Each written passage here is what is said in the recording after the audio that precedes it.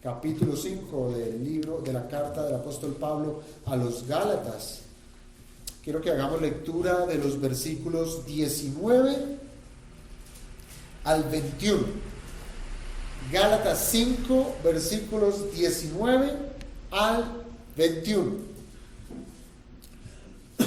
Dice la palabra del Señor: y manifiestas son las obras de la carne, que son adulterio, fornicación, inmundicia, lascivia, idolatría, hechicerías, enemistades, pleitos, celos, iras, contiendas, disensiones, herejías, envidias, homicidios, borracheras, orgías y cosas semejantes a estas, acerca de las cuales os amonesto, como ya os lo he dicho antes, que los que participan tales cosas no heredarán el reino de Dios.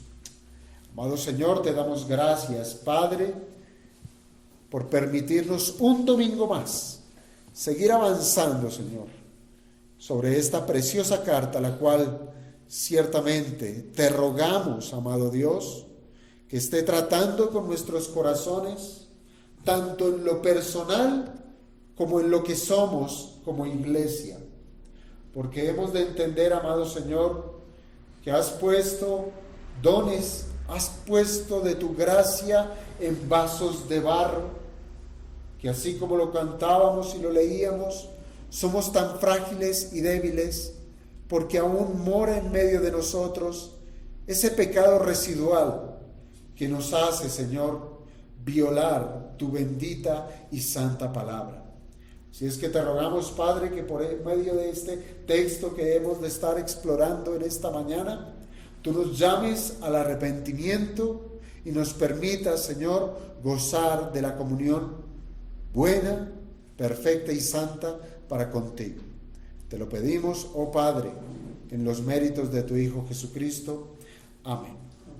¿Podemos tomar asiento, hermanos?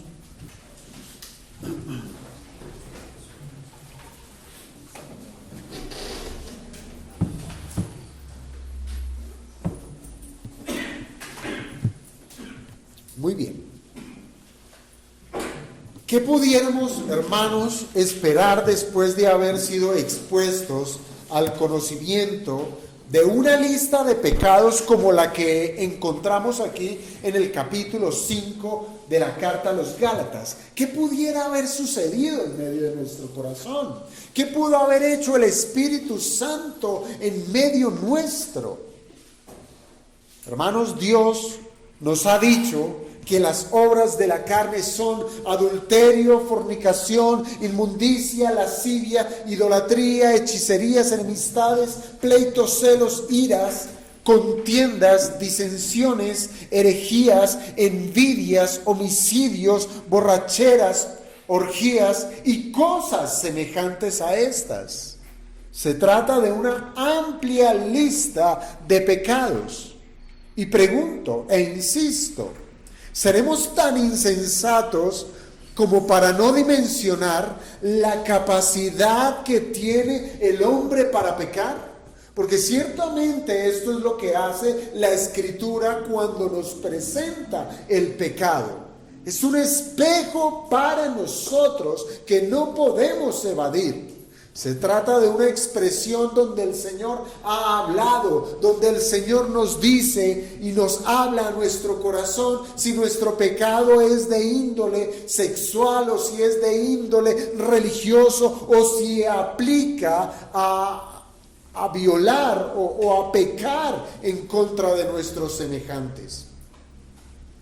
Aunque parezca absurdo, hermanos, hay quienes aún dudan de la pecaminosidad del hombre. Y esto lo digo ¿por qué? Porque en la sociedad en la cual nosotros vivimos, en una sociedad que por sí misma se dice culta, que se dice civilizada, aún llegan a objetar lo que la Biblia dice, porque le parece anticuado, porque le parece dañino, nocivo. Para algunos la Biblia llega a presentar a Dios como un ser que es castigador, como un ser que trae sufrimiento a la humanidad. Y esto es porque para ellos les parece injusto lo que se vive y lo que se evidencia en este mundo. Les parece injusto ver a niños con hambre, les parece injusto las enfermedades, les parece injusto los cataclismos, etcétera. ¿Cómo un Dios bueno, se preguntan ellos, puede traer semejantes aflicciones a esta humanidad, que según ellos es buena? Así es que, hermanos, si nosotros pudiéramos sintetizarlo en un ejemplo, pudiéramos decir que se trata de la escena típica de un niño que después de haber desobedecido a sus padres, piensa en esa escena, y después de haber sido disciplinado por lo que cometió, después de ello, aún este niño se mantenga enfurecido en contra de sus padres, guardando enojo por esos varazos recibidos, considerando que fueron injustos. Hermanos, esto significa que el niño jamás consideró que obró mal, ¿cierto? Y así hay muchos hoy en día que consideran que su vida no es de pecado, que su vida no hay nada malo.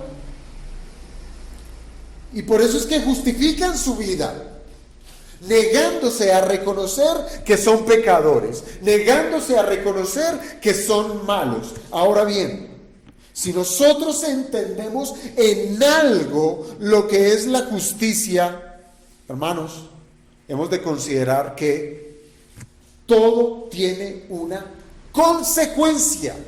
Todo tiene una consecuencia. Así nosotros nos autoengañemos diciendo que no somos malos, pero delante de un Dios que es santo y que es justo, el pecado traerá consecuencia. Todo pecado tiene su consecuencia.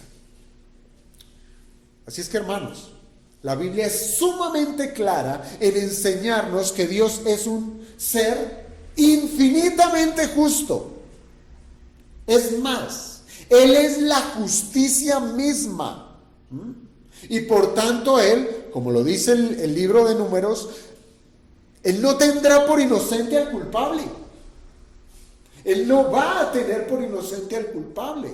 Y esto significa que Dios siempre ha de actuar conforme a lo que es recto y conforme a lo que Él mismo es, justicia. Él siempre va a actuar por su justicia. Deuteronomio capítulo 32, versículo 4, en él podemos leer de una manera sumamente clara lo que es Dios. En Deuteronomio 32, versículo 4. Allí nos dice: Él, Dios, es la roca, cuya obra es perfecta, porque todos sus caminos son ¿qué? Rectitud. Son rectitud, Dios de verdad y sin ninguna iniquidad en Él. Él es justo y recto, dice aquí la Escritura. Así es que, hermanos,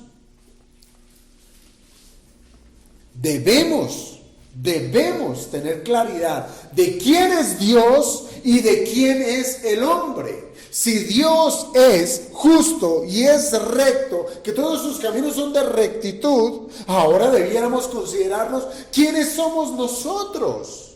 Hermanos, nosotros no somos Dios. Nosotros somos criaturas de Dios. Dios es nuestro creador. Estamos aún, imagínese usted, o piénselo, nosotros aún estamos en el mundo creado de Dios, no es nuestro. Estamos en un lugar que le pertenece al Creador y aún así gozamos de la creación de Dios. Entonces, si lo pensáramos solamente desde esa perspectiva, como criaturas nos debemos a nuestro Creador. Nos debemos a Él. Y debiéramos atender a lo que Dios ha llamado bueno y a lo que Él ha llamado malo. Es su mundo, es su creación, somos su creación. Por tanto, debiéramos ajustarnos a lo que Él considera bueno y lo que Él ha considerado malo. Que Dios nos haya puesto delante de nosotros, hermanos, este listado de las obras de la carne, necesariamente tiene que ser entendido por nosotros y por el mundo entero, que los hombres somos pecadores, y esto es porque desobedecemos la ley de Dios, haciendo lo que Él ha prohibido. Hermanos, el Señor ha hablado, el Señor se ha dado a conocer, el Señor ha dado su palabra, y por medio de ella conocemos su voluntad. Allí sabemos lo que es bueno y que es malo. Allí está lo que le agrada y lo que no le agrada. Ahora, cada quien es responsable delante de Dios de no acercarse a la palabra y escudriñar qué es bueno y qué es malo. Jamás nadie delante de Dios pasará por inocente diciéndole al Señor: yo no sabía que esto era malo. No crea que la ignorancia le servirá para justificar su pecado. Entonces, cada vez que nos exponemos a la Escritura, es una bondad de Dios, es una gracia de Dios para saber cómo manejarnos en este mundo. Piensen esto: el hombre no necesariamente es pecador por lo que hace, ¿sí? Porque así es como lo presenta el apóstol Pablo. Nos presenta las obras de la carne, manifestaciones, expresiones externas y visibles. Pero no necesariamente el hombre es pecador por lo que hace. Pero eso sí, las obras o las manifestaciones de pecado que se hacen visibles delante de los hombres son expresiones de lo que hay en ¿dónde? En su corazón. En su corazón. Es la ventana que permite ver el corazón del hombre. Bien lo dijo nuestro Señor Jesucristo en el Evangelio. El hombre malo, del mal tesoro de su corazón, saca ¿qué? Lo malo. Saca lo malo, porque de la abundancia del corazón habla la boca. Y esto es real. Esto es una realidad de todo ser humano. El hombre puede pecar aún en lo secreto de su corazón. Pero cuando el pecado toma ventaja, usará al hombre y lo tendrá como su esclavo, que le obligará a obrar a su favor. Y es allí donde nacen las obras de la carne. Un ejemplo: quitarle la propiedad a otro, sea por la fuerza o sea a escondidas. Esta es la manifestación de un corazón codicioso, de un corazón avaro, de un corazón falto de contentamiento. Y esto salió a la luz. ¿De qué manera? Robando. En la obra de robar. Otro ejemplo: desear la mujer del prójimo. El Señor bien dijo que se trata de adulterio cometido en el corazón. Codiciar a otra mujer, que la mujer codicia a otro hombre. Eso es adulterio en el corazón, pero se materializa cuando de lo planeado se lleva ¿a dónde? A la práctica. Así es que, hermanos, hay una cosa que debemos tener en cuenta en este listado de obras de la carne, y es que Pablo termina esta lista aclarándonos que no se trata de todos los pecados que se pueden cometer. Porque seguramente usted puede pasar lista y decir: yo no soy adúltero, no soy fornicario, soy idólatra, soy homicida, yo soy borracho.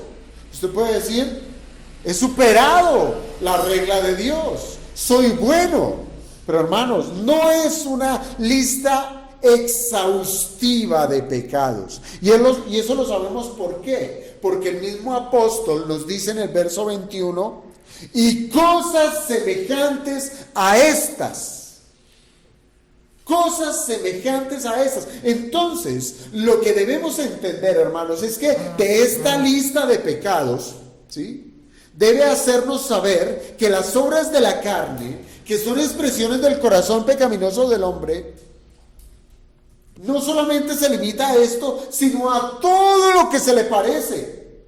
Y debemos entender los principios que encontramos allí. ¿Qué nos está diciendo el apóstol Pablo? Que de esta lista de pecados son consideraciones pecaminosas que actúan en primer lugar en contra de Dios. ¿Cierto? Encontrábamos los pecados que van en contra de la religión. Pero no solamente eso, sino que también como principio bíblico encontramos que estos pecados nos muestran que van en contra de nuestros semejantes. Y en tercer lugar, como principio bíblico, encontramos aquí que de esta lista de pecados y todas cosas semejantes a ellas son las que van en contra de nosotros mismos. Así es que con esto en mente, hermanos, todo aquello que no está aquí listado, pero que atenta contra Dios, que atenta contra el prójimo y que atenta contra nosotros mismos, se asemejan a este listado propuesto por el apóstol Pablo. Así es que, hermanos, esta lista de pecados nos debe sensibilizar. Eso es lo que debe hacer la Escritura cuando nos acusa de pecado, sensibilizarnos. ¿Sensibilizarnos de qué? De lo que hay en nuestro corazón, ¿sí? No es sensibilizarnos de decir, ay, sí, esto le pasa a mi hermano, ay, sí, esa predicación no es para mí, es para fulano, ¿sí? Le cayó como anillo al dedo a sutano.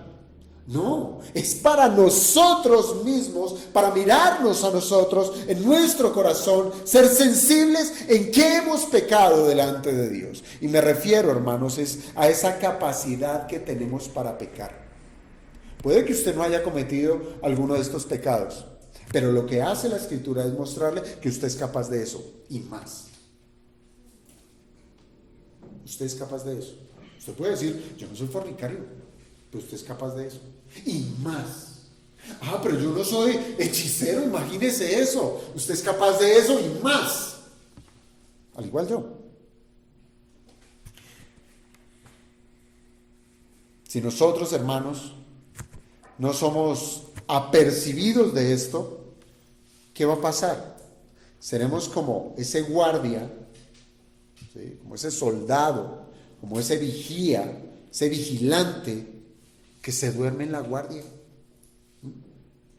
Que lo pararon allí con un fusil, con una responsabilidad de estar vigilante. Si nosotros no vemos esto de esta lista de pecados, no vamos a velar lo suficiente para guardarnos de pecar. Cuando usted menos se dé cuenta, el enemigo ya tomó posición y usted será un esclavo del pecado. De ser así, hermanos, de ser hallados descuidados con el pecado, no se extrañe que la Biblia lo trate como un individuo que no ha sido regenerado. No se extrañe de eso, porque seguramente usted puede decir, yo soy cristiano, yo soy salvo, yo recibí al Señor, como muchos dicen, ¿sí? Estoy vacunado contra el pecado, ya no peco. Señor es mayor, Espíritu es mayor, sí, eso lo dice la Escritura, que el que está en el mundo. Pero usted está olvidando que usted es débil, que usted todavía tiene un residuo de pecado en su corazón. Y esa es la puerta de entrada a usted caer. Por eso la Biblia le puede llegar a acusar a usted a que se examine y pueda ser usted hallado como una persona que no ha sido regenerada, que nunca ha sido salva, que usted es un esclavo del pecado. Un esclavo del pecado que no sabe hacer otra cosa sino que pecar. Pecar. Eso es lo que, si usted es consciente y empieza a evaluar su vida y haya esto, es porque no ha sido regenerado. Pero hermanos, los que han sido redimidos por Jesucristo, ya no somos esclavos del pecado. Así lo dice la Escritura. Ya no somos esclavos del pecado. Y de esto ya nos ha hablado el apóstol Pablo en esta misma carta. ¿Por qué? Porque hemos recibido más bien vida espiritual para reconocer, óigame bien, la vida espiritual es para poder nosotros ser sensibles a reconocer el dolor que el pecado nos inflige. Eso hace la vida espiritual. Es por eso, hermanos, que la Biblia nos llama bienaventurados, ¿sí? ¿Por qué? Dice bienaventurado el que llora. Somos bienaventurados porque lloramos. ¿Por qué? Por el pecado. Lloramos cada vez que pecamos. Somos sensibles al pecado. No lo hacemos a la manera del mundo cuando el mundo llora cuando peca. Cuando el mundo peca, cuando el mundo caído, el que no ha nacido de nuevo peca, llora es por las consecuencias del pecado. Llora por lo que le puede suceder, por haber violado una ley, por haber matado, por haber agredido y las consecuencias que eso le puede traer, por haber dañado la reputación de uno y del otro. No por el pecado en sí. Mas nosotros, hermanos, que hemos creído en Cristo, lloramos por haber ofendido a Dios. Si eso no se le ha pasado a usted por su cabeza, cuando usted peca, usted no es salvo. Usted no es salvo. Si usted no llora porque ha manchado la vestidura de la santidad de Dios, usted no es salvo. Ha violado la ley de Dios y no le interesa en contra de quién pecó. Solo llora por causa de su consecuencia, de la enfermedad que pudo haber traído, etcétera, la pérdida económica, lo que sea. Esa es una pregunta que debiéramos hacernos hoy mismo. Hoy mismo. ¿Esa ha sido su experiencia cuando peca? ¿Ha llorado por haber violado la ley de Dios? ¿Ha expresado dolor en su corazón por haber ofendido a un ser tan santo, justo y bueno como lo es nuestro Dios? ¿Ha sufrido? Lo leíamos hoy desde el Salmo.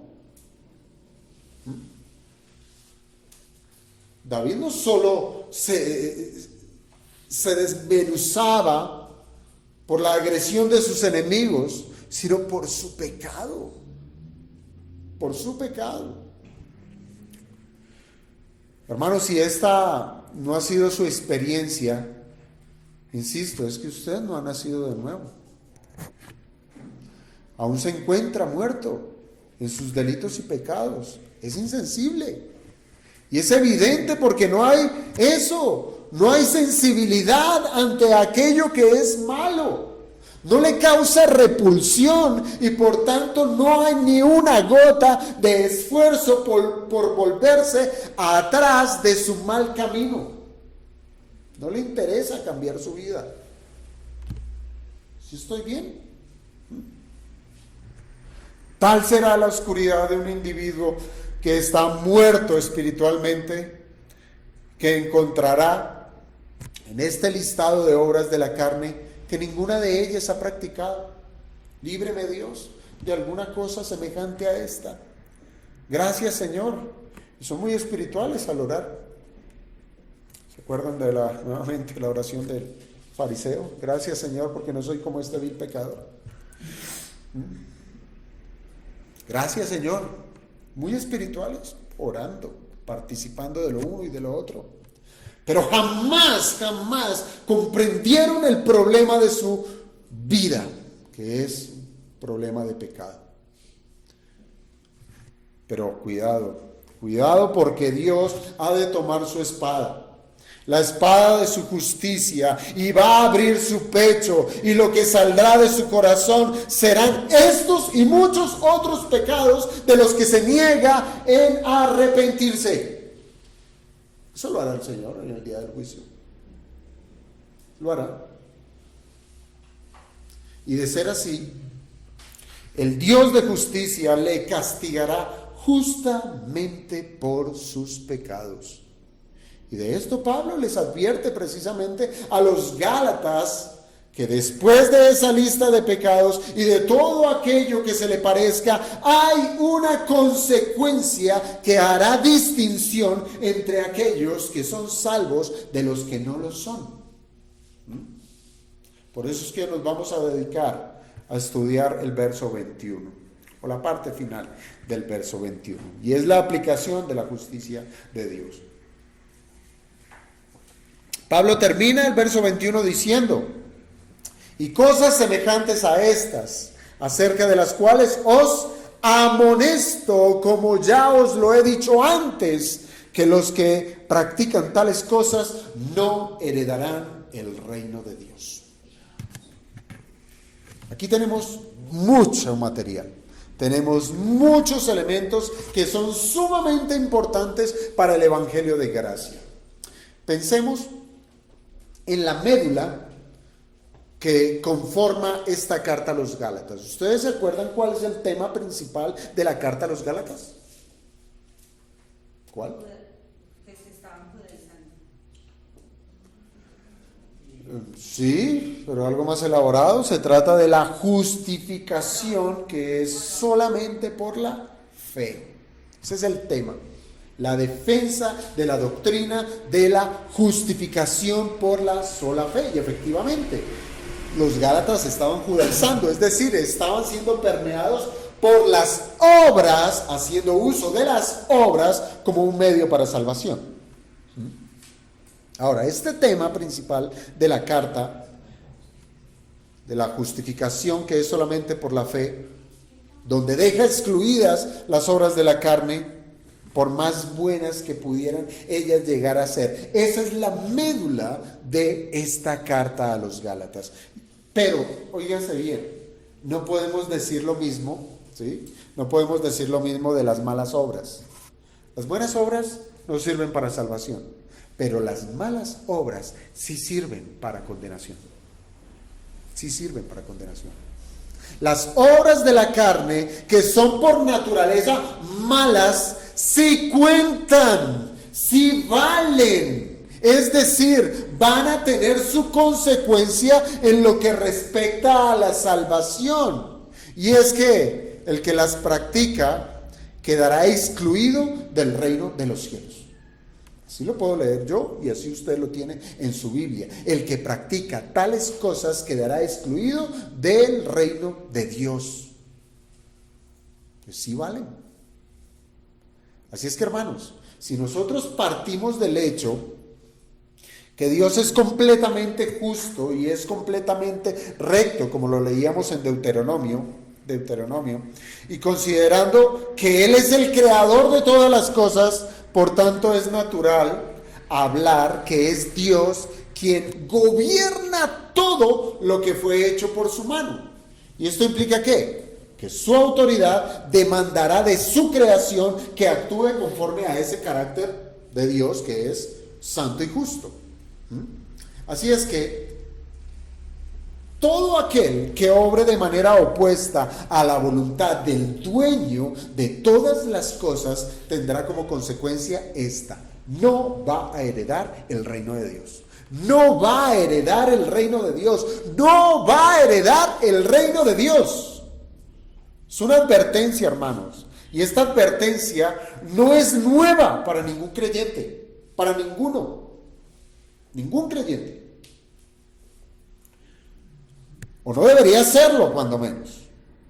Pues al igual que los hermanos de Galacia, ellos ya habían sido advertidos que si continuaban una vida licenciosa, entregados al pecado, ellos no tendrían parte del reino de Dios. Y digo, hermanos, que no se trata de nada nuevo. ¿Por qué? Porque el mismo Pablo asegura esto. Él les digo, ya os lo he dicho antes. Esta advertencia yo ya se las dije. No es nuevo para ustedes. Y seguramente, hermanos, se trató cuando Pablo visitó esta tierra predicando el Evangelio de Jesucristo.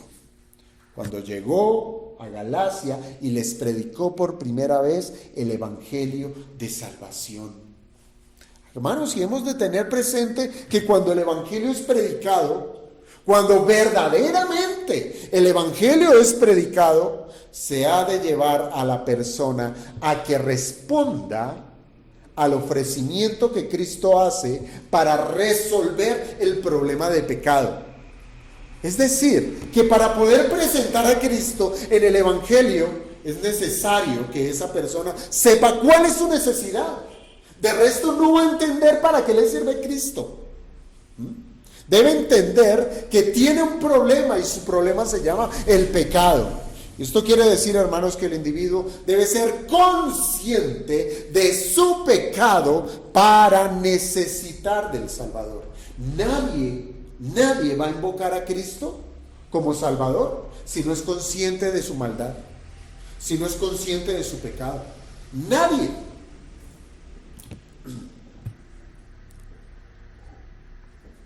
Y naturalmente así debió ser la experiencia de los Gálatas, al igual que la de todos los que hemos sido salvos. Primero debimos entender cuál era nuestra situación delante de Dios. Eso lo debimos entender. Considerando nuestra bancarrota espiritual. Y así por medio de la fe poder aceptar el ofrecimiento de gracia que trae el Evangelio. Ese es el orden lógico, sensato, para poder creer y ser salvo. Así es que, hermanos, el Evangelio no se trata simplemente de un comunicado que simplemente debe ser leído u oído o repetido. Hoy en día se le dice a cualquier persona y a eso le llaman evangelismo. Repita conmigo la oración del pecador. Y lo ponen a repetir como loros. Y al final, amén, gloria a Dios, ya eres salvo. Hermano, está poniendo una obra. Si usted no hace la oración del pecador, entonces no es salvo. Entonces es por obras esa salvación. Una salvación ilegítima. Una salvación que no trasciende el corazón. Una salvación en donde usted sigue siendo un pecador, un vil pecador, pero por haber hecho recitar algo, ya usted se cree salvo. El Evangelio no es eso. El Evangelio simplemente no es una exposición de algo leído o que debe ser oído. El Evangelio demanda un cambio sustancial de la vida de esa persona. Y esto no es posible por el que lo predica. Esto no es posible por el que lo evangeliza. Esto solamente es posible por el poder de Dios. Cuando el Evangelio va acompañado por el llamado eficaz que el Espíritu Santo hace al corazón de esa persona. Dios le otorga dones al individuo. ¿Para qué? Para que pueda responder positivamente al llamado del Evangelio. Dios concede el don de la fe, por ejemplo, y también concede el don del arrepentimiento, para que la persona los use, ¿sí?, reconociendo su pecado y así la necesidad de salvación, encontrando en Cristo la solución para el problema de pecado. Así funciona, así es.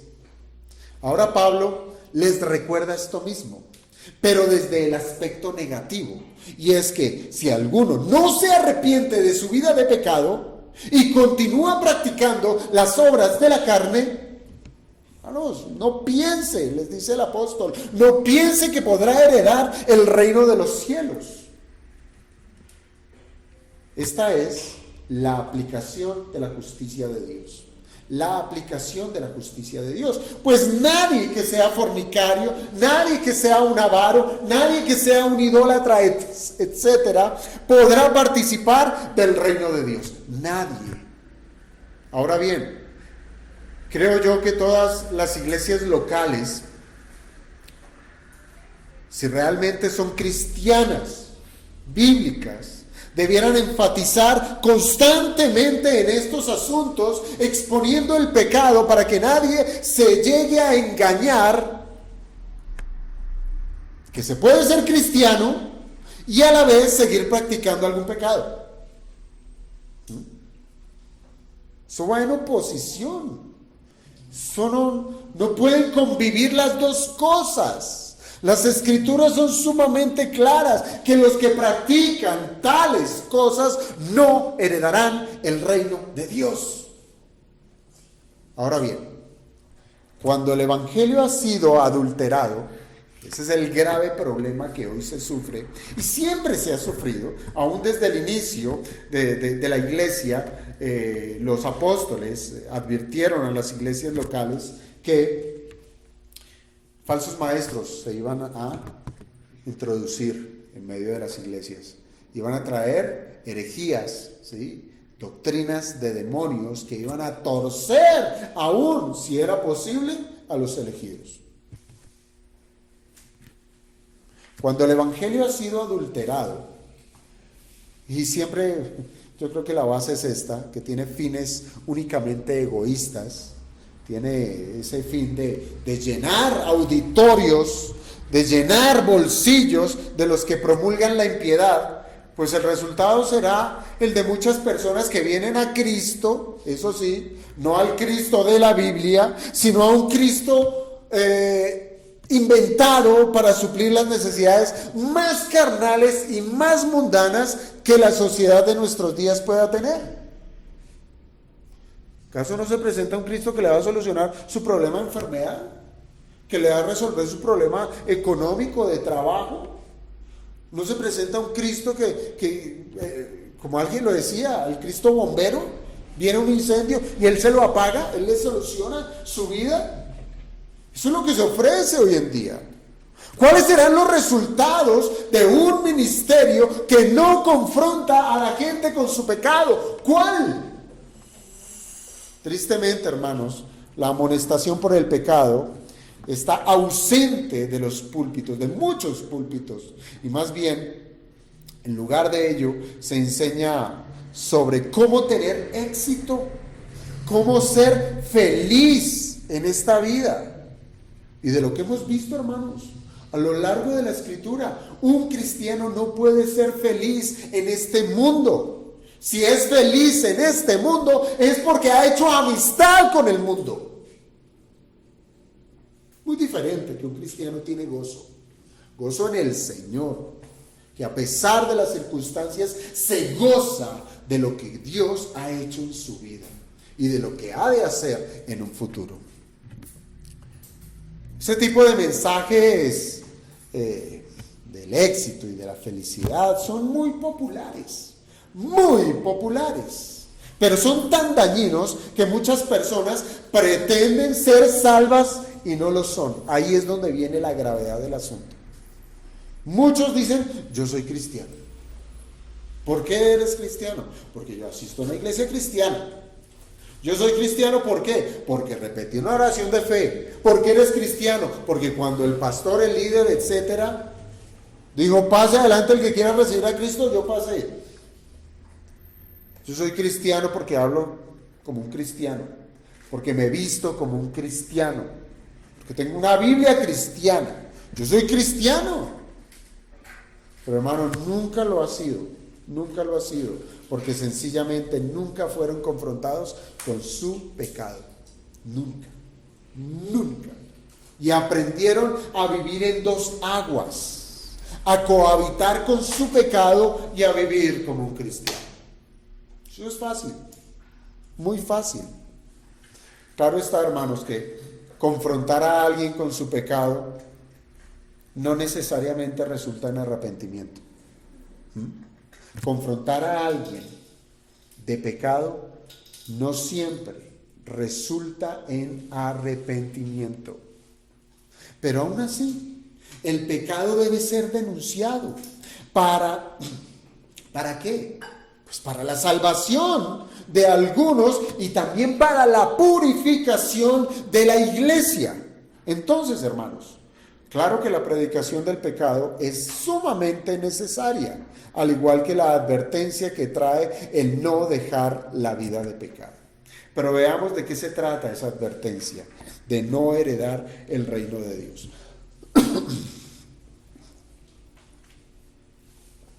Empecemos por la pregunta, ¿quiénes son los que no heredarán el reino de Dios? Bueno, Pablo es claro, dice los que practican el pecado. Esos son los que no van a heredar el reino de Dios. Pero precisemos este concepto de los que practican el pecado. Veámoslo desde la pluma de Juan, desde la primera carta del apóstol Juan, capítulo 3, versículo 9. Primera carta de Juan, capítulo 3, versículo 9. Dice el apóstol: todo aquel que es nacido de Dios, aquí tenemos a un salvo, a uno que ha sido convencido de su pecado, que ha encontrado en Cristo a su Salvador. ¿Qué nos dice de aquel que ha nacido de nuevo? No practica el pecado. El salvo no practica el pecado. El cristiano no practica el pecado, porque la simiente de Dios permanece en él y no puede pecar porque es nacido de Dios. Ahora bien, piensa en esto: si los que son nacidos de Dios no practican el pecado, entonces los que no son hijos de Dios son los que sí practican el pecado y son los que quedan exentos de participar del reino de Dios. Mire, categóricamente se nos dice que los creyentes no practiquen el pecado, ¿cierto? Pero la experiencia de todo cristiano verdadero, la experiencia de todos los que decimos ser cristianos, es que aún pecamos. Entonces la pregunta es: ¿no heredaremos el reino de Dios? Buena pregunta, ¿verdad? Pero debiéramos nosotros entender que hay una diferencia entre pecar y practicar el pecado. Una diferencia abismal que lo puede dejar por fuera o por dentro del reino de Dios. Y es una diferencia, lo que les digo, sustancial. Miren, cuando fuimos salvos por Cristo, se trató de la intervención de Dios en nuestra vida para solucionar todo lo que respecta al pecado. Entre ello está la consecuencia del pecado. La salvación interviene y resuelve el problema de la consecuencia del pecado y resuelve el problema del pecado mismo. Ahora, creer en Cristo como Salvador es ser declarados inocentes gracias al sacrificio de Cristo por nosotros. Él paga, nosotros recibimos el beneficio por medio de la fe. Desde que nosotros creímos, ya no debemos nada, ¿sí? Somos declarados justos. La justicia de Cristo fue imputada a todo aquel que cree en Cristo Jesús como su Salvador, ¿sí? Ya no debemos nada. Nuestros pecados fueron perdonados. ¿Cuáles pecados? ¿Los que cometimos? ¿Los que cometemos? ¿Los que cometeremos? Todos. Todos, absolutamente todos. Pero aún somos pecadores. No lo olvide. Usted es perdonado, usted es justificado, pero aún es pecador. Pues ¿qué? La naturaleza pecaminosa aún persiste en este cuerpo mortal. Lo que nos hace diferentes, hermanos, a una persona que aún está muerta espiritualmente es cómo reaccionamos frente al pecado. ¿Cómo es nuestra reacción? Aunque pecamos, todos los dones recibidos en la salvación actúan como una alarma que nos hace sentir el peso del pecado. Todo se activa automáticamente. Somos sensibles al pecado. Por ejemplo, ¿quién es el que convence de pecado? ¿Quién tiene el espíritu? ¿El impío o el salvo? El salvo, ¿sí? Entonces, el salvo tiene este don de Dios. Ya desde Gálatas también lo estudiamos, que el Espíritu es don de Dios, que nos convence de pecado. Es decir, lo que va a hacer el Espíritu es usar las Escrituras para testificar en en nuestra contra, ¿sí? Va a utilizar la Biblia para testificar en nuestra contra, anunciándonos que hemos violado la voluntad de Dios. Esto en un salmo, no lo olvide. Y aunque también el Espíritu ha de testificar que ya hemos sido perdonados de pecado. Y con esto, entonces, nos ayuda ¿a qué? A sentir repugnancia por los males que hemos cometido. Y somos llevados delante de Dios a confesar nuestros pecados. Este es el bendito proceso que el Espíritu hace constantemente toda la vida, desde que nacimos de nuevo hasta que seamos llevados a la presencia de Dios.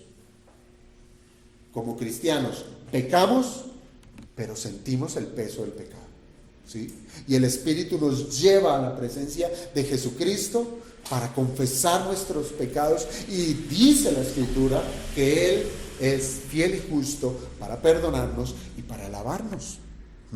Por tanto, hermanos, cualquier pecado cometido por un creyente, ojo, cualquier pecado cometido por un creyente jamás va a tener como tendencia a hacerlo nuevamente, o que sea repetitivo, que sea habitual. No va a estar, porque usted ya sabe que eso da asco, ¿cierto? Ahora bien,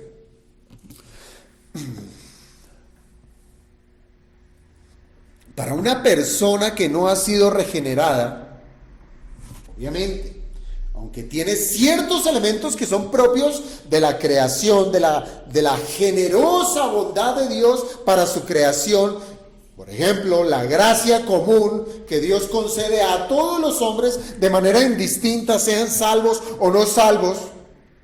Por ejemplo, la conciencia. Todos tenemos conciencia. Todos tenemos conocimiento de lo que es bueno y de lo que es malo. Con esto, una persona muerta espiritualmente podrá saber que su maldad tiene consecuencias. Y además, podrá entender aquel verso que dice: la paga del pecado es muerte. Lo podrá entender. Y aún así, su temor no estará en ofender a Dios. No va a estar en que ofendió a Dios, sino más bien puede que se refrene es por miedo al castigo. Puede que se refrene es por miedo a las consecuencias que su pecado le pueda acarrear.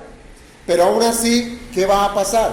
Lo leíamos la semana pasada desde Proverbios con aquel borracho que, a pesar de que le pasó lo que le pasó, ¿sí?, que lo golpearon, no sintió dolor en lo absoluto. Dice: pasado el vino, lo que hizo el vino, él volverá al vino. Eso le pasa a una persona que ha muerto espiritualmente, ¿sí? Persistirá en seguir pecando, lo hará nuevamente. Lo que les quiero decir, hermanos, es que aunque un cristiano puede pecar en su nueva condición de ser un hijo de Dios, dotado con el Espíritu Santo y ahora con la capacidad de obedecer a Dios, porque antes no la tenía, ahora sí, ya no peca como lo hacía antes, con la regularidad de aquel que aún ama el pecado. Ya no peca igual. El impío ama el pecado. Es un esclavo del pecado y no puede hacer otra cosa que pecar. Eso es practicar el pecado, es amar su pecado, es no salir de su hábito, es constantemente estar pecando en lo mismo. Piense en quienes juegan fútbol. Hay quienes juegan por diversión y hay quienes lo juegan como una disciplina. El que lo hace por diversión, lo hace de vez en cuando e incluso es malo para jugar, ¿sí? El que diga que lo hace por diversión y que es bueno, mentiroso, malo para jugar, ¿sí? ¿Se cree bueno? Bueno, es su problema. Pero el que practica el fútbol como una disciplina, todos los días se está ejercitando para ser un buen jugador. y estudia y se prepara, conoce las reglas, dedica tiempo, ¿sí? Administra los recursos que pueda tener con el propósito de ¿qué? De ser mejor en ese arte. El que practica el pecado es aquel que tiene el pecado como ese arte, como ese hábito, como esa disciplina. Es su estilo de vida. Ese es su estilo de vida. Ama pecar. Y ojo con esto. Y ustedes mismos son testigos. Pueden ser testigos de ello. Se ríe una persona que practica el pecado, se ríe de su pecado. ¿Le parece nada? Gracioso. Se ríe del pecado. Y no está dispuesto a abandonar sus prácticas. Y dentro de una sociedad moralista como la nuestra, se mantendrá en posición de siempre justificar sus actos. Siempre los ha de justificar. Es que yo soy así porque, ¿sí? Yo soy borracho porque en mi casa mi papá siempre llegaba borracho. Ese fue el testimonio que yo tuve de niño. Yo soy así porque siempre el que practica el pecado ha de justificarse con algo que le sucedió. Siempre. Y recuerda ese texto en donde el Señor les dice por allá en el Antiguo Testamento, se dejará de decir ese dicho, que los padres comen, que los padres comen las uvas agrias y los hijos sufren la dentera. Se dejará de decir ese dicho. ¿Por qué? Todas las almas son mías, y el alma que pecare, el que pecare, esa morirá, y jamás podrá llegar a justificar su pecado diciendo, fue por Adán, ¿qué hiciste? Fue la mujer que me diste. Eva, ¿qué hiciste? Fue la serpiente. Esa es la tendencia natural de una persona muerta espiritualmente. Hermanos, si Dios es justo, como ciertamente lo es, Él va a actuar en contra de lo que no es recto. Por tanto, los que practican el pecado no se podrán identificar con el Señor llamándolo Padre. No se pueden identificar con Él. Por ende, hermanos, tampoco podrán disfrutar de la herencia de al que le dicen Padre. No pueden disfrutar de la herencia de Dios. Una herencia que Él ha preparado solamente para los que le buscan. ¿Por qué le buscan? Nuevamente, el Evangelio, para que le redima de su problema de pecado. Jamás nadie va a buscar a Cristo, e insisto en esto, si no entiende su pecado. Que tenga sed, dice el Señor, venga y beba. Jamás nadie va a ir a beber de las aguas del Espíritu si no tiene sed. Ahora bien, hablemos de la herencia que tenemos aquí, porque dice que no heredarán el reino de Dios. Y hablar de herencia o hablar de herederos se refiere a ese derecho que tiene una persona cuando se identifica con aquel que le llama padre. Es un derecho. Y este derecho puede ser un derecho por nacimiento o puede ser un asunto legal, como es el caso de la adopción. Y el contexto que nos presenta precisamente el apóstol Pablo, se trata de una expresión espiritual, netamente espiritual, donde los creyentes son privilegiados en ser adoptados en la familia de Dios, ¿sí? Juan capítulo 1, versículo 22. Evangelio de Juan capítulo 1, versículo 22. ¿Qué nos dice? Mas a todos los que le recibieron, a los que creen en su nombre, les dio potestad de ser hechos hijos de Dios. Y tenemos la caja llamada salvación, dentro de esa caja este tesoro. Se nos dio potestad de ser hechos hijos de Dios. Sí. Juan 1:22. ¿Perdón? 1:12. Tengo mal la cita entonces. Bueno, 1:12. Muy bien, gracias. Mas a todos los que le recibieron, a los que creen en su nombre, les dio potestad de ser hechos hijos de Dios. Y de esto ya ha hablado el apóstol Pablo en esta misma carta, exactamente en el capítulo 4, donde se hace precisamente una distinción entre lo que es un heredero y lo que es un esclavo, ¿sí? De niño, el heredero y el esclavo viven juntos, ¿sí? Aunque están en la misma casa, ahora llevémoslo al plano, a este plano en el cual nosotros vivimos, aunque estemos viviendo en el mismo mundo, los hijos y los esclavos convergen en esta vida bajo el mismo sol, el mismo trabajo, las mismas angustias, alegrías, etcétera. Pero solamente los que son hijos recibirán la herencia del Padre, mientras que un esclavo no recibirá nada. No recibirá nada. Y dentro de los privilegios que tiene un hijo de Dios está ese, el de participar del reino de Dios. Ahora, para hablar de un reino, ¿sí? Porque esto es de lo que estamos hablando, la advertencia, para hablar de un reino, pues necesariamente, hermanos, tenemos que tener en mente la imagen de un rey, ¿verdad? Hablar de reino es hablar de un rey, es hablar de un pueblo que es gobernado por ese rey. Es necesario hablar de la ley del reino por la que ese pueblo será regido. Y claramente también implica un lugar donde estos elementos anteriores, donde está el rey, donde está el pueblo, donde hay una ley, convergen, un lugar. Y la Biblia nos habla que eso es una realidad, el reino de Dios, ¿sí? Y habla de manera indistinta de lo que es el reino de Dios o el reino de los cielos. Se trata de una expresión sinónima, donde lo que quiere darnos a conocer la Escritura es de la consumación del gobierno de Dios sobre un pueblo, sobre su pueblo, ¿sí? Un pueblo que Él ha elegido, ¿para qué? Para que le sirva en completa santidad y voluntariamente. ¿Conforme a qué? A su ley. Eso es un reino.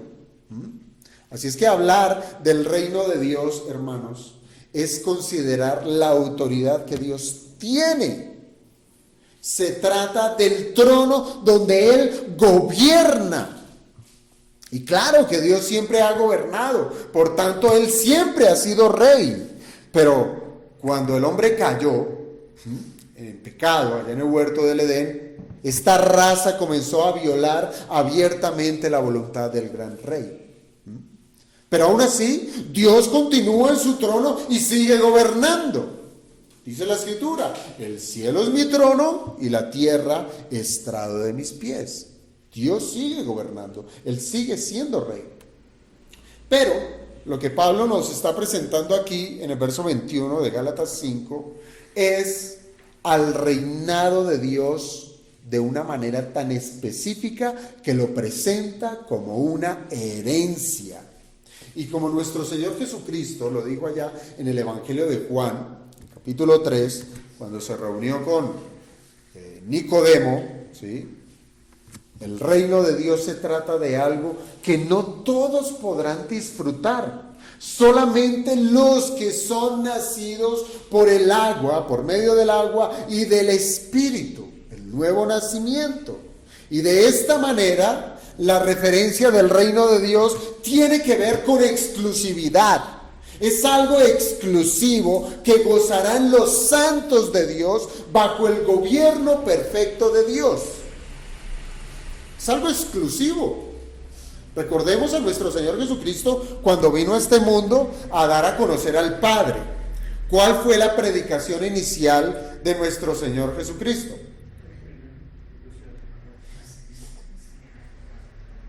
¿Cuál? Pero eso iba acompañado con algo anterior. Totalmente. Arrepentíos. Arrepentíos porque el reino de los cielos se ha acercado. Ahora, obviamente los judíos tenían la expectativa que obviamente les ofrecía el Antiguo Testamento, y era la llegada de un sucesor del rey David. Jeremías 33:17, no lo busquen, yo lo leo. Jeremías 33:17 nos dice: porque así ha dicho Jehová, no faltará a David varón que se siente sobre el trono de la casa de Israel. Muy bien. Y así fue con la venida primera de nuestro Señor Jesucristo, que vino a llamar de este mundo a individuos que formaran parte de su reino, y para ello era necesario un cambio sustancial en la vida de estos favorecidos. Por esto, hermanos, tenemos al arrepentimiento y al reino de Dios que van de la mano. No se puede desligar. La predicación del Señor es: arrepentidos porque el reino ha llegado. Y esto es porque al reino de Dios no entrará cosa inmunda, como lo dice el libro de Apocalipsis. Solamente aquello que ha sido consagrado para un servicio real. Y esta verdad la tenemos en parte en la iglesia de Jesucristo. Piensen esto.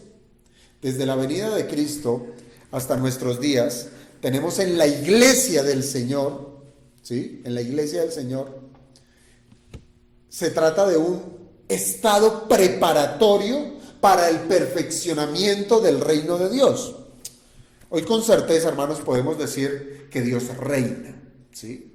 Que Cristo reina, y esto lo hace sobre todas las cosas creadas, pero en mejor medida sobre su pueblo redimido, sometiéndolo por medio de las Escrituras, ¿sí? Pero aún, hermanos, aún en este tiempo, aunque Cristo reina en su iglesia, a ese pueblo redimido, aún por causa de la naturaleza pecaminosa hay resistencia, ¿sí? Que nos hace a nosotros los cristianos no cumplir la voluntad de Dios como Él lo demanda perfectamente. Por eso, hermanos, hablar del reino de Dios se trata es de un asentamiento gradual del gobierno de Dios sobre su pueblo. El Señor ejerce dominio, gobierna y legisla y habla al corazón, y esto es gradual, y esto tendrá una expresión de plenitud y de perfección cuando todo aquello que le estorba al pueblo para someterse libre y voluntariamente al gobierno de Dios sea quitado de una vez y para siempre. Eso es lo que tenemos aquí. El proceso en esta tierra es nuestro proceso de santificación. Somos santificados por el Espíritu cuando el Espíritu aplica la Escritura a nuestro corazón. Y esto llegará a feliz término con la glorificación. Por eso, hermanos, si ustedes piensan en la oración que nos enseñó el Señor Jesucristo, que se conoce como el Padre Nuestro, encontramos una petición particular que dice: venga tu reino. ¿Sí? Entonces, por eso, tiene un aspecto pasado, el reino, un aspecto presente y tiene un aspecto futuro. Venga tu reino. Y fíjese que está inmediatamente acompañado por otra petición que nos trae más luz. Hágase tu voluntad, ¿cómo? En la tierra como en el cielo. Venga tu reino y hágase tu voluntad. Aquí en la tierra, que se haga tu voluntad, que podamos obrar tu voluntad, que podamos ser obedientes como se es obediente por los seres celestiales allá en el cielo. ¿Esto qué implica? Esto implica que vendrá un día donde el Señor reinará con el carácter mismo que hoy se presenta en el cielo, donde no hay pecado y donde sus santos ángeles obedecen perfectamente. ¿Qué podemos concluir, hermanos? Ya cierro con esto. Con todos estos elementos que hemos trazado en este versículo 21 de Gálatas 5, podemos considerar que no es posible que una persona que persiste en pecar, aunque confiese que Cristo es su Señor, con su forma de vida demuestra que no está dispuesto a sujetarse al señorío de Cristo. El Señor habla por medio de la palabra. El Señor nos dice: adulterio, idolatrías, disensiones, borracheras. Nos da las capacidades a aquellos a los cuales ha alcanzado con su redención. Y nosotros, al ser redimidos y con todas estas capacidades, lidiamos con todo esto, nos arrepentimos, confesamos, etcétera. Pero aquel que no ha nacido de nuevo, jamás estará en su corazón arrepentirse de estas cosas. Podrá, como les digo, vestirse como un cristiano, hablar como un cristiano, pero si no se comporta como un cristiano, si no tiene el talante de un ciudadano del reino de los cielos, no hay manera de gozar del gobierno santo y de gozar de la bendición que Dios obrará sobre su pueblo. Jamás. ¿Se acuerdan de esa parábola de la invitación a la cena? Id por todos los caminos, tráiganlos a todos a la cena. Pero de pronto ya en la cena había alguien que no tenía vestiduras dignas de esa cena. ¿Quién te invitó? Porque estás vestido así. Y así será en aquel día. Porque las vestiduras de una persona redimida son las vestiduras de Cristo. Hemos sido revestidos por Jesucristo. Cuando seamos presentados delante del Señor, Dios verá ¿a quién? A Cristo. Pero hay de nosotros donde nos vea lo que somos. Verá es una masa de pecado y nos echará fuera y no nos hará partícipe de su glorioso reino. Así es que este versículo, hermanos, este corto versículo, es un llamado urgente a que consideremos varios puntos. Primero, el primero es que todo hombre es pecador. Todo hombre es pecador. Jamás se le ocurra considerar que una persona que ha nacido de mujer en esta tierra no tiene pecado. Olvídelo. Todo hombre es pecador y como prueba están esas manifestaciones de pecado que son precisamente manifiestas en la lista de pecados que el apóstol Pablo nos presentó aquí en Gálatas 5. Ahora piensa lo que el mismo Pablo dijo en la carta a los Romanos: no hay justo, no hay nadie recto delante de Dios, es decir, no hay nadie bueno, nadie que haga lo que es bueno para Dios. No hay justo ni aún uno, no lo hay. No hay quien entienda, una persona muerta espiritualmente no lo entiende. No hay quien entienda, no hay quien busque a Dios. Por más de que diga ir a una iglesia o participar de una cantidad de cosas, pero si no ha nacido de nuevo, no está buscando a Dios, está buscando su nombre, está buscando una posición, está buscando un reconocimiento en el mundo, está siendo como el fariseo que hacía cosas loables, oraba, ayunaba, daba limosna, es decir, ayudaba a los más necesitados, cosas loables, pero lo hacían era ¿para qué? Para ser vistos, para ganar el aplauso de la gente, ¿sí? No buscan a Dios, por más de que hagan cosas religiosas. Todos se desviaron, a una se hicieron inútiles. Esto es fundamental, hermanos, porque si vemos la contraposición, todos los que han sido llamados para el reino de los cielos, el Señor no nos llama es para que siéntese en una silla que te quiero hablar. No, los hizo útiles para el reino de Dios. No hay quien haga lo bueno, no hay ni siquiera uno, dice el apóstol. En segundo lugar, ¿qué pudiéramos considerar? Que el pecador que no se arrepiente sufrirá pérdida, ¿cierto? Sufrirá pérdida.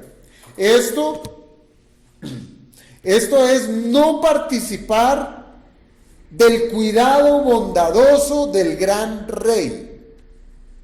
Porque cuando alguien hace parte del reino de los cielos, ¿sí?, y busca obedecer al gran rey por medio de la palabra real, ¿sí?, esta es nuestra regia, por lo que somos regidos, hallaremos bendición del rey. Aquel que no se arrepiente va a sufrir esa pérdida, no va a tener cuidado de su rey, donde Dios no será su padre. Y esto es porque su verdadero padre, ¿quién es? El diablo. Suena duro, pero así lo dice Juan. El que practica el pecado es del diablo. Allí está, ya sabe quién es el que practica el pecado. Y el Señor dice, es del diablo, porque el diablo peca desde el principio, y así son sus hijos. Pecan constantemente, habitualmente. Lo tercero, que a pesar de la semejante tragedia para los que practican el pecado, aún hay esperanza. Aún hay esperanza. ¿Y por qué lo digo? Usando ese mismo versículo de Juan, no les di la cita, primera de Juan 3:8, ¿sí? Primera de Juan 3:8, que nos dice, el que practica el pecado es del diablo, porque el diablo peca desde el principio. Pero no se queda solamente Juan describiendo la tragedia de los que no son salvos, sino que continúa diciendo, para esto apareció el Hijo de Dios, para deshacer las obras del diablo, para arrebatarle del reino de las tinieblas estos que están cautivos en pecado y trasladarlos al reino del amado Hijo Jesucristo. ¿Por medio de qué? Del Evangelio. Lo cuarto que debemos tener en cuenta es que hay un lugar donde jamás nunca habrá recuerdo siquiera de las maldades que llegamos a cometer. No habrá recuerdo de ello. Y que no habrá ni una pizca de deseo por volverlas a cometer. Y esto es porque Dios limpiará esta era desde su fundamento. La creación misma será renovada para que no exista más la maldición que la cobijó desde la caída del hombre en el Edén. Eso por el lado de la creación.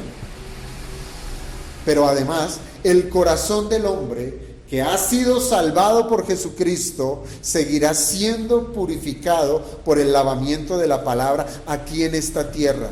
Así es que, amado hermano, las veces que usted deja de participar, de exponerse a la Escritura, usted está exponiendo ¿a qué? Al pecado. Usted está dejando de ser lavado por Jesucristo. Usted está permitiendo que esa naturaleza pecaminosa le cobre ventaja. Expóngase a la Escritura y será lavado por la verdad y será purificado, manifestando mayor santidad.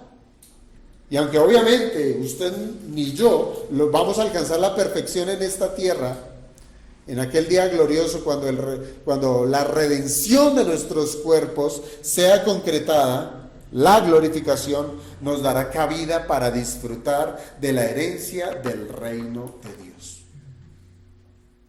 Ahora,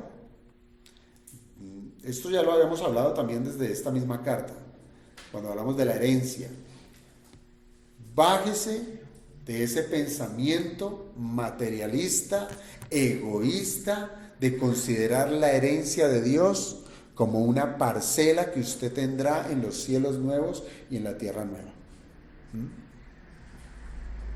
Recuerde las palabras del Salmo 16, versículo 5. Jehová es la porción de mi herencia.